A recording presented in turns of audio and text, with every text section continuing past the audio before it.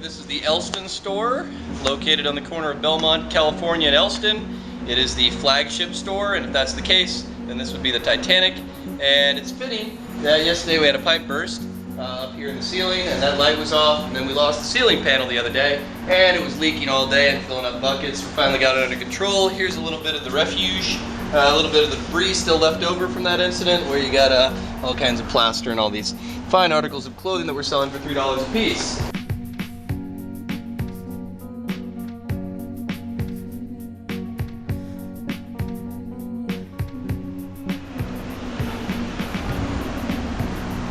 Okay, and then to top it all off, that was a fly just biting me because the flies have turned rabid here in the last few weeks. Top it all off, not too long, a couple minutes ago, the whole place smelled like gasoline. Like not a gas bell, like maybe I was thinking they were tinkering up there and they had maybe done something with the wrong pipe and they were leaking gas into the shop.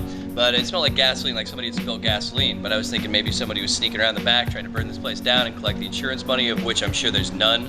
And I think the only thing that's going to save this shop at this point is like poking through one of these pockets here of like somebody's used clothes and find a gold doubloon or some kind of Roman coin or something that's worth thousands of dollars. The whole place smelled like gas, and I was like, okay, we should probably get a couple customers who smell that. And we went outside and like, okay, well, it doesn't smell out there, it smells in here, and like, well, we should probably get out of here before it blows up. And the one guy's, well, can I get my DVDs first? Like, yes, sure. So I sold him DVDs, and oh yeah, and the thermostat's broken, so it's like 87, 88 degrees in here, on top of it all. So that's $3 a piece. What's kind of funny about that is now you have to watch, you have to be looking up, to make sure that a ceiling panel doesn't fall on your head, and you also have to be looking down, because the other day, we had a guy fall down a hole in the back of here.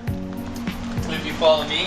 Now we used to have this area stacked up with boxes. We had a little maze of boxes, kind of weaving, turning, kind of winding road that led back here. And this little space back here. Now this is propped open because my boss, space like this, said to air it out. You gotta air it out. Leave it open, air it out. I'm like, that's a major hazard. That's a bad thing. Somebody could fall and hurt them then. No, just leave it open. You gotta air it out. Now there's no real place to air it out into, of course, because back here, if we take this off, we can see that it's a bunch of dumpsters filled up with a lot of food and whatever else from the grocery store right next door. So you see all these dumpsters, lots of rotting meat, lots of flies. So there's no real cross breeze you can have. There's no real place to air it out.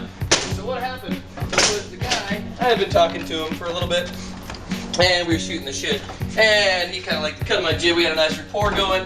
And he asked if we had a little bit of a changing room. Now normally I leave people back here and I say, yeah, sure, this is the area right by the door over there. There's some mirrors. There's a little changing area right there. Most of the time I warn people with a huge gaping hole while I was busy and it was late. And so he came back here about 10 minutes later. I came back to close up and he's there and he's with the shirt off. I'm like, oh, I'm sorry, man. And he's like, no, it's okay. I'm like, everything all right? And he says, oh yeah, I just fell down the hole. I'm like, holy shit.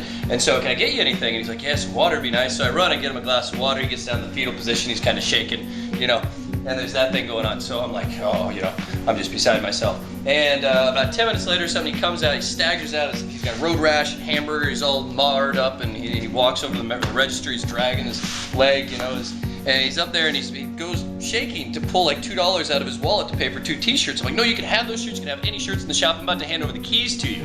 And he's just like, okay, thanks, man. I'm like, you want some Neosporin? Maybe I got some. And he's like, yeah, that'd be nice. I look under the counter, I get a little sample thing of like hand cream for dry hands, and that's it. That's all I gave him.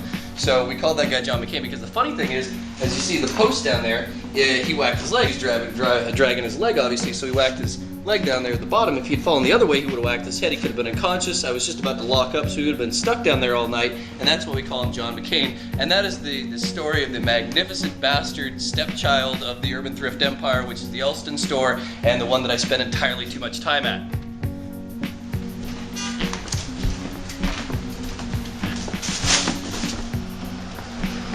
Rah!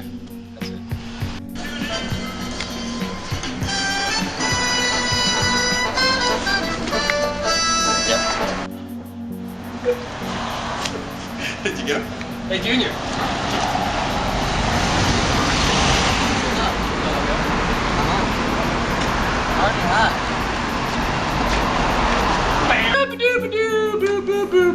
Okay, so this guy comes in the other day. It's a big sale. It's a credit card though, and so at this point it's so far in debt that all that just goes to pay off the principal of the interest anytime I ring up a credit card. So we had this gypsy guy. There's a whole family of gypsies come in here the other day, and so the guy's like, He comes in, he's like, hey man, how's it going? How's it going? I got a problem, I got an emergency. I was like, well, what's going on? And he's like, I need $23, man. My car got booted. I gotta get the boy, I gotta tow my car. It's an emergency, man. I need $23. I'm like, no, I'm not giving you $23. Come on, man. Come on. I own the restaurant next door. Come on, I'll get you a burrito. What do you want? Chicken or beef? What do you want? What kind of burrito you want? Come on, man. It's an emergency. I just need $23. And I was like, no. I just kept that. And like the 7th time, I was like, yeah, okay. But he's good. The gypsies, they mesmerize you. He had a whole billfold of money out, that, to show him that he didn't really need the money, but he needed the money. Like he had money, but he needed more money or something. And and he broke me down. And so I was like, yeah, okay, that sounds good, Bob. And I was just like, I gave him $23, and this guy comes in right afterwards, and he says, I was like, here, I'll reenact it. Here is $23 out of the till, of which I pay myself, and therefore it's coming out of my wage. And so I gave it to the guy, and he goes to walk out, and this other guy comes in, and he says, who's a regular who I'd seen before, and he's like, hey, do you know that guy? I'm like, no, I don't know that guy. And he's like, that guy just asked for money from you? I was like, yeah, he just got $23 off me. He's like, that guy's full of shit. I'm like, let's get him. So we chased him down the street, and we got back our $23. I think it was just me. I would have had a harder time, but there's 2 of us, so we could have gang raped him or something like that. And he was like, come on, man, no. And first he gave me the 3, and then I was able to get the other 20 off him, and that was the end of that.